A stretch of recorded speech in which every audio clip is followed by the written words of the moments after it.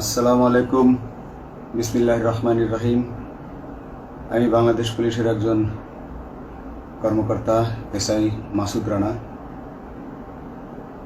আমি আপনাদের কাছে কিছু তথ্য তুলে ধরতে চাই, যেটা বাংলাদেশের মানুষ অনেক দিন ধরে জানে না, বা তারা এই প্রশ্নের উত্তর খুঁজছে অনেক বছর ধরে, কিন্তু কোনো উত্তর খুঁজে পায়নি। আজকে যাকে সেনাবাহিনী থেকে অব্যাহতি দেওয়া হলো, মেজর জেনারেল জিয়াউল হাসান, যিনি এনটিএমসির প্রধান ছিলেন এবং তিনি র্যাবের অতিরিক্ত পরিচালক ছিলেন। অতিরিক্ত পরিচালক অপারেশন। তিনি মেজর থাকতেই র্যাবে ছিলেন এবং বাংলাদেশে যত গুম খুন হয়েছে, বিএনপি সহ অন্যান্য যারা অ্যাক্টিভিস্ট, সেই গুম খুনের সাথে জড়িত এই জিয়াউল হাসান। অনেক নেতাদেরকেই র্যাবের কালো গাড়িতে করে সিভিলে ধরে আনা হতো, এনে র্যাব ওয়ানের গোপন আস্তানায় তাদেরকে আটক রাখা হতো। এরপর তাদেরকে সময় মতো অজ্ঞাত স্থানে নিয়ে তাদেরকে হত্যা করা হতো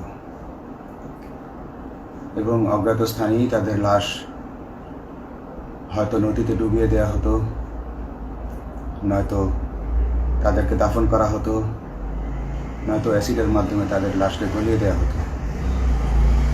আমি 2014 অক্টোবর থেকে 2017 ডিসেম্বর পর্যন্ত র্যাব সদর দপ্তরে কর্মরত ছিলাম। তখন র্যাবের ডিজি ছিলেন বেনজির,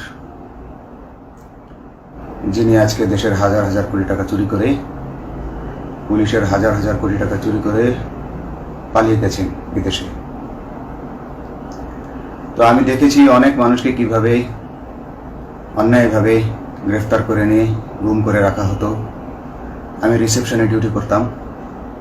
গুম হয়ে যাওয়া মানুষের স্বজনেরা আমার কাছে আসতো, কিন্তু আমাদেরকে কঠোর নজরদারিতে রাখা হতো।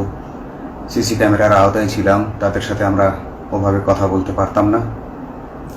তাদেরকে কোনো তথ্য দেওয়া নিষেধ ছিল আমাদের জন্য।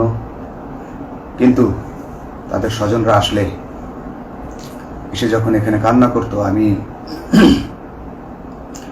নিজেকে ধরে রাখতে পারিনি। আমি অনেকের স্বজনকেই তাদের স্বজনের, গুম হয়ে যাওয়া স্বজনের পরিণতির কথা জানিয়ে দিতাম। বিশেষ করে যাদেরকে মেরে ফেলা হতো, খুন করা হতো, তাদেরকে আমি খারাপ সংবাদটা দিতাম না। কিন্তু যাদেরকে বন্দি করে রাখা হতো, যেমন বিএনপি নেতা সালাউদ্দিন আহমেদকে যখন অ্যারেস্ট করে আনা হলো, তিনি অ্যারেস্ট করার সময় ধস্তাধস্তিতে মাথায় আঘাত পেয়েছিলেন। তাকে র্যাব ওয়ানের গোপন কক্ষে আটক করে রাখা হয়েছিল দীর্ঘদিন। এরপর তাকে এক সময় ভারতে পাচার করে দিয়ে আসা হয়। তাকে অজ্ঞাত কারণে হত্যা করা হয়নি। তার ফ্যামিলি এসেছিল, তার স্ত্রী হাসিনা আহমেদ, তার ভাই গিয়াসউদ্দিন আহমেদ। ওনারা আমার কাছে বেশ কয়েকবার এসেছেন। আমি কয়েকদিন ওনাদের এই উদ্বেগ, উৎকণ্ঠা আমার সামনে বসে কান্নাকাটি দেখে আমি থাকতে পারিনি। আমি ওনাদেরকে কৌশলে আমার ফোন নাম্বার দিয়ে আমি ওনাদের সাথে দেখা করে ওনাদেরকে জানিয়ে দিই যে সালাউদ্দিন সাহেবকে হত্যা করা হয়নি, উনি জীবিত আছেন এবং ওনাকে হত্যা করার সিদ্ধান্ত নেওয়া হয়নি। এই সিদ্ধান্তগুলো যিনি নিতেন তিনি হচ্ছেন বর্তমানে মেজর জেনারেল জিয়াউল হাসান, যাকে আজকে অব্যাহতি দেওয়া হয়েছে। শুধু অব্যাহতি যদি দেয়া হয়, তাকে যদি বিচারের মুখোমুখি করা না হয়, তাহলে এই আন্দোলনের, এই স্বাধীনতার কোনো মূল্য থাকবে না। আমি আজকে আর কাউকে ভয় পাই না। আমি আজকে বিশ্বাস করি যে আজকে আমাকে এই সত্য বলার জন্য কেউ গুম করে দিতে পারবে না, এই সত্য বলার জন্য কেউ আমাকে অ্যারেস্ট করবে না। সেই কারণে আমি বুকে সাহস নিয়ে আজকে কথাগুলো বলছি। আপনারা যারা বিএনপি নেতা ইলিয়াস আলীর অপেক্ষায় আছেন, তাদের জন্য দুঃখজনক সংবাদ। তাকে অনেক আগেই হত্যা করা হয়েছে। তাকে পতেঙ্গা সমুদ্র সৈকত দিয়ে কড়া পাহারায় সাগরের মাঝখানে নিয়ে স্পিড বোটের মাধ্যমে মুখে পলিথিন পেঁচিয়ে হত্যা করে, তার পেট ছুরি দিয়ে ছিদ্র করে, তাকে পাথর দিয়ে বেঁধে সাগরে ডুবিয়ে দেওয়া হয়েছে। শুধু ইলিয়াস আলী নয়, অনেক নেতার সন্ধান যারা আজও পাননি। কিছু মানুষ তো ঘর থেকে উদ্ধার হয়েছে, কিন্তু যাদেরকে আপনারা পাননি তাদের সবার এই করুণ পরিণতি হয়েছে।